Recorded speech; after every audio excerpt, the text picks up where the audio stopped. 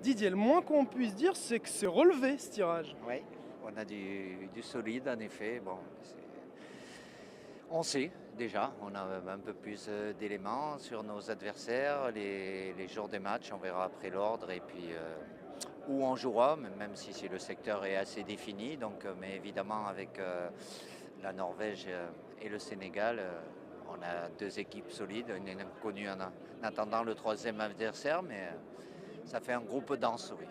On les passe en revue, Sénégal, on les Oui. connaît bien, et puis il y a le souvenir de 2002, ils en parlent, eux, hein, et vous? Oui, j'étais devant ma télé. Oui, oui, bah après, évidemment, il y a une motivation du côté du Sénégal à chaque fois qu'il y a des équipes africaines qui rencontrent la France, comme on a beaucoup de joueurs qui sont originaires du Sénégal, qui peuvent parfois jouer avec nous aussi. Donc, on va retrouver le Sénégal plus de 20 ans après. La Norvège, c'était l'épouvantail du chapeau 3 avec son buteur vedette Erling Haaland. Oui, et Sorloth, les deux, qui ont fait une campagne de qualification de très haut niveau en marquant énormément de buts. Donc là aussi, beaucoup de qualité. Ils viennent évidemment athlétiques aussi, et ça fait partie. C'est la meilleure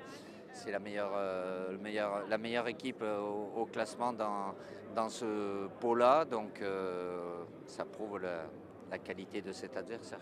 Les barragistes, il est pas simple de les passer en revue. Je vais vous poser une Non. autre question. Comment est-ce qu'on fait pour ne connaître son adversaire que fin mars, à quelques semaines, mois de la Coupe du Monde? Ça vous est déjà arrivé, je le sais, mais comment ça se gère? On s'adapte, on suivra.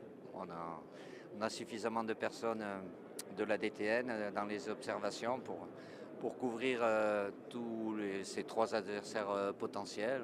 On saura tardivement, mais